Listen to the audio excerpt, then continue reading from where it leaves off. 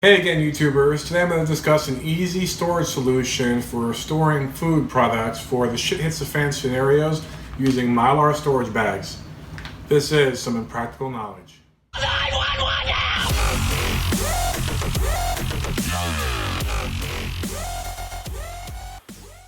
now! Okay, so one of the first things you're going to need, of course, are your Mylar storage bags. Now, I purchased a kit of Mylar storage bags from Amazon. You can also purchase them from eBay, and there are other sources on the internet you can get them from.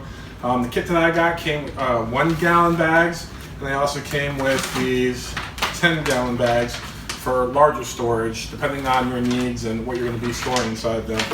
One of the good things about Mylar bags are they are resistant to mildew, bacteria, and they are very good insulator. You can pretty much put anything you want inside here. You can put ammo if you wanted to. Weapons, if you wanted to put a handgun with a little cache of ammunition and bury it in your backyard for who knows what purposes in case you might need it one day, this is the best way to go. You can also use it for food storage, as I've done. I'm going to go through the step-by-step on how to do this. First, of course, you want to get your kit. Next, you want to have whatever product you're wanting to put inside the storage bag.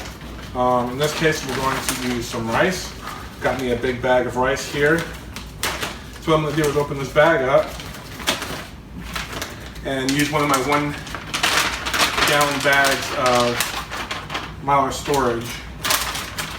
I'm going to hold this open. Now you can pour the rice directly into here.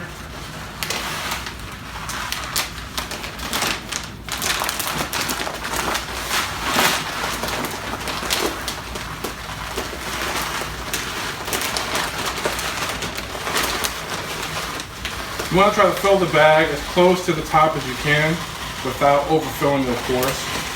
The more you put in here, the better. You want to try to remove as much of the oxygen from here. So the more you put in here, the better it's actually going to be.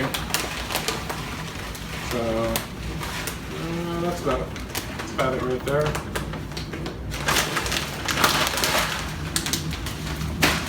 Once you go ahead and put whatever product you want to be. It can be rice, it can be potato flakes, noodles, beans, ammo, weapons, whatever it is that you want to put inside there. You want to make sure you fill this thing up, get the bag nice and full. Next thing you want to do is, and most kits come with this. This is an oxygen absorber. Most of the kits that I've ordered online come with them, but you can always order these separately.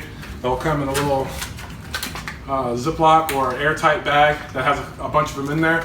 Just make sure that when you're using this, you understand that once you open this, you've got to use all of them. If not, they're going to just become no good. You're going to absorb the oxygen in the air, and you'll have to get some new ones.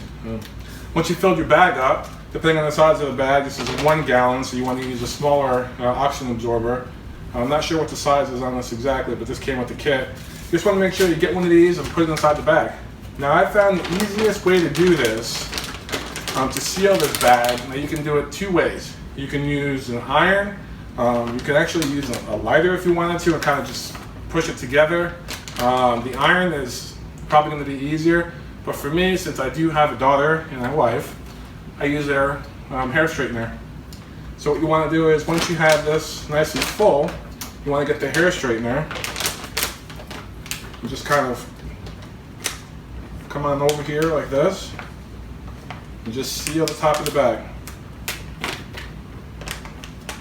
Now this to me works the best. If you're going to store a lot of food, or if you're going to use a lot of these bags, this is probably the best method to do.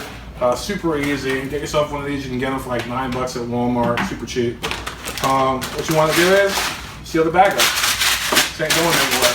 Nice and sealed.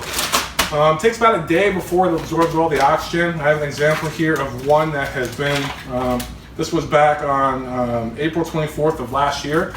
You can see this is a bag of jasmine rice. All the air has been taken out of it, and this is what it looks like, the finished product. Once you've sealed everything up on top of here, it's good practice to put the date of when you actually sealed this bag up. Rice is usually good for about 20 years, as long as you have all the air out of it. Beans the same way. The flakes of potatoes are kind of touchy with that. You want to make sure you get all the moisture out of there, and there's a lot of moisture inside there. You really got to pack those flakes. If you're going to put potato flakes in there, you want to make sure you pack it in real tight. Try to get as much air out of the bag as possible.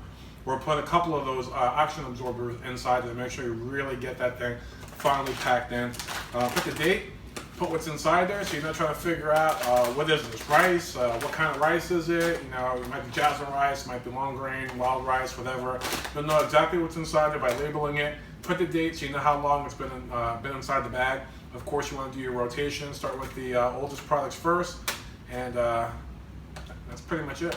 Again, like I said, you can use this for just about anything that you really want to.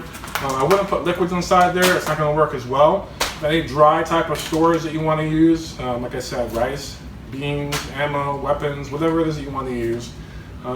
This is really going to protect whatever you have inside here, and it's going to be well worth your while. And then, like I said, they come in different sizes. You can actually use this big one here and put this inside like a bucket. Fill the bucket up, seal the top, close this, and just put the lid on top of the bucket, and you're good to go. And this will protect you, from ants, from bugs, bacteria, any type of moisture from entering inside there and destroying your food product or whatever you have inside here. If you're going to start prepping or start doing anything where you want to kind of put some food away for a hurricane, natural disaster, or for anything, you can even put some of your, like if you know you're going to be in an area where there might be flooding, you can also use this for birth certificates, social security cards, anything you want to keep dry and safe. Mylar is the way to go. It's cheap, it's easy, it's easier than canning, and it will save you a lot of money. I know there's a lot of places out there right now that sell these natural disaster kits that have food. Some of them actually have small pouches of this with water in it. Do it yourself, save the money, it's easy to do, like I said. Whether your Mylar pouches, your oxygen absorbers, and get you something to seal the top, like I said, using a hair straightener is the easiest way to go. I'll put a link in my description of where you can get these products. So that's it for this episode of Practical Knowledge. Hopefully you got some good information and useful information out of the subject we discussed today. If you liked the video, please hit the like button and subscribe to my channel if you find this information valuable. Again, enjoy this Practical Knowledge.